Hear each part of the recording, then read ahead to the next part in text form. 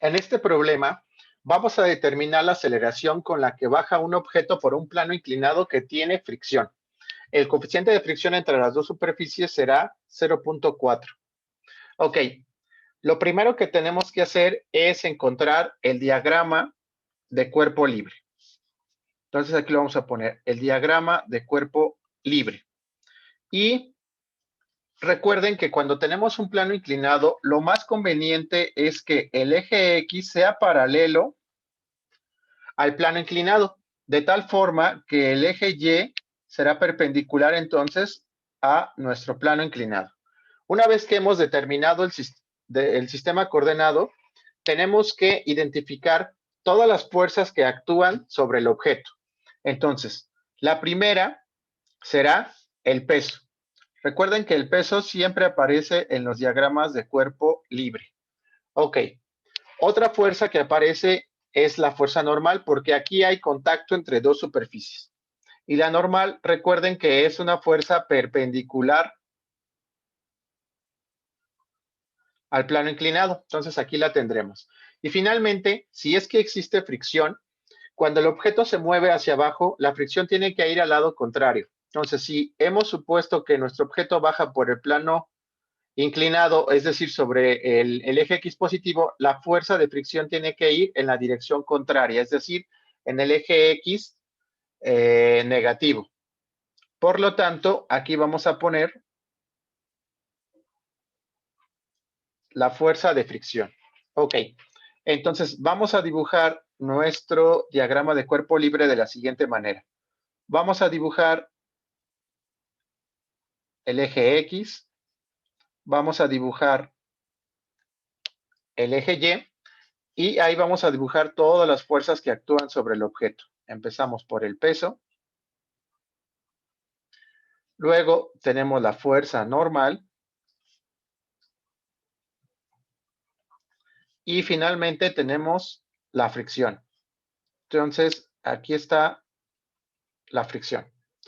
Y recuerden que este tipo de diagramas de cuerpo libre los podemos girar para que el eje X sea horizontal. Entonces, al hacer ese giro, recuerden que tenemos que mover a todos los vectores. Aquí tendríamos el eje Y, el eje X. El peso está en el cuarto cuadrante, no puede cambiar de posición. Aquí lo vamos a dibujar en el cuarto cuadrante. Tenemos la fuerza normal en la dirección de Y positiva. Y finalmente la fricción en la dirección X negativa. Y recuerden que el ángulo de inclinación del plano inclinado siempre aparece entre el eje Y negativo y el peso. Entonces aquí lo tenemos. El siguiente paso es escribir las ecuaciones de movimiento, es decir, la segunda ley de Newton.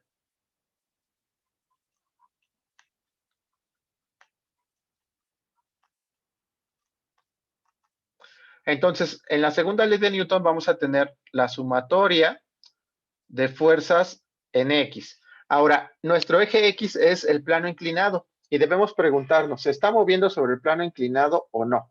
Como este objeto sí se va a desplazar por el plano inclinado, que es el eje X, entonces sí se va a mover y lo vamos a igualar a masa por aceleración en X. Ahora vamos en la parte en Y. En la parte en Y es la parte perpendicular al plano inclinado. Si se moviera en el eje Y, cuando está bajando, brincaría porque se tendría que mover en la dirección perpendicular al plano inclinado o se hundiría sobre el plano inclinado, pero eso no está sucediendo. Así que no se está moviendo sobre el eje Y, está en equilibrio en el eje Y. Ok, el siguiente paso es escribir cada una de las componentes de los vectores en estas sumatorias. Entonces, vamos a empezar por la sumatoria de fuerzas en X. Podemos empezar por la fuerza normal. La fuerza normal no tiene componente en X, porque es un vector es un vector paralelo al eje Y, ¿no? Está vertical, por lo tanto no tiene componente X. Su componente X vale 0. Vamos con el siguiente vector que es F. Este es un vector que tiene componente X, pero no tiene componente Y, y está sobre el eje X negativo, de tal forma que su componente X va a ser menos F. Ahora vamos con el vector peso. Ese vector peso tiene tanto componente X como componente Y, y su componente X está proyectada en el eje X positivo, por lo tanto va a ser más. Y recuerden cómo calculamos la componente de un vector. La magnitud del vector por el seno o el coseno. En este caso, como el ángulo está referenciado al eje Y, entonces vamos a ocupar el seno de 60 grados. Y como son todas las fuerzas que actúan sobre ese objeto en la parte en X, esto será igual a la masa por la aceleración en X. Ahora vamos con la sumatoria de fuerzas en Y. ¿Qué es lo que tenemos? El vector normal sí tiene componente en Y. Aquí le escribimos. El vector F no tiene componente en Y y el vector W sí tiene componente en Y y es negativa porque está sobre el eje Y negativo. Entonces aquí tendríamos menos W y si ya tenemos la componente X con el seno, la componente Y será con el coseno. Y dijimos que esta es igual a 0 porque no se está moviendo en el eje Y.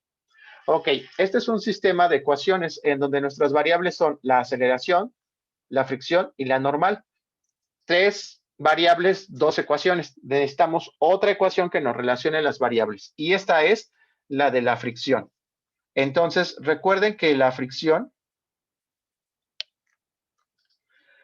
cinética se puede escribir de la siguiente manera. F es igual al coeficiente de fricción por la normal. Quiere decir que estas dos están relacionadas. Muy bien. Ahora, nuestra intención es calcular la aceleración y la tenemos en la primera ecuación. Vamos a numerarla. Esta es la 1, esta es la 2 y esta es la 3.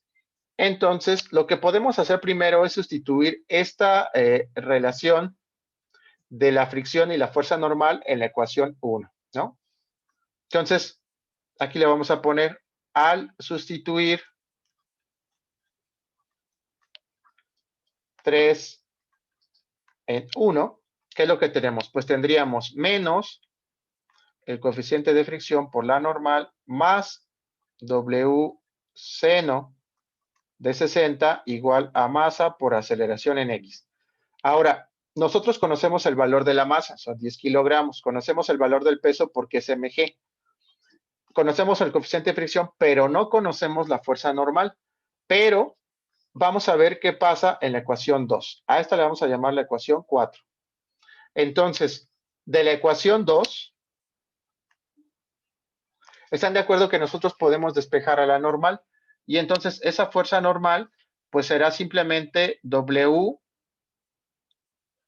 coseno de 60. Y a esto le vamos a llamar la ecuación 5. Entonces, si nosotros sustituimos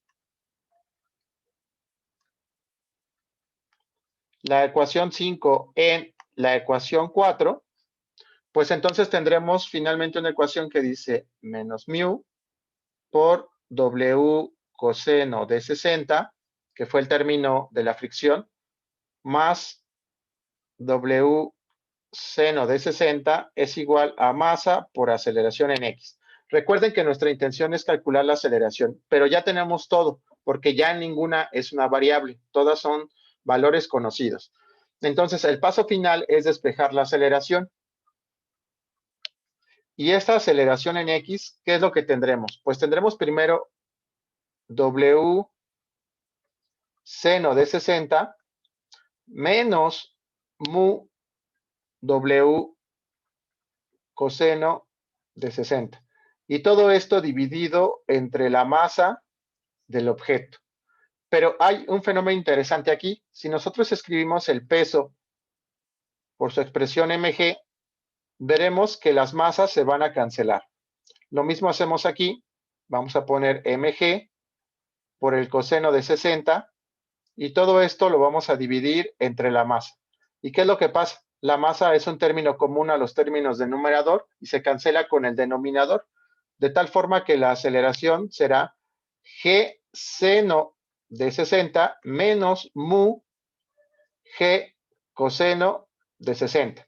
Aquí podemos factorizar entonces al valor de g, que es un factor común para ambos términos, y dejar seno de 60 menos mu, coseno de 60, y entonces proceder a hacer la sustitución numérica. Si consideramos que g es 9.81, tendremos como resultado, y utilizando el coeficiente de fricción de 0.4, tendremos que la aceleración con la que baja el objeto por el plano inclinado es 6.533 metros sobre segundo al cuadrado.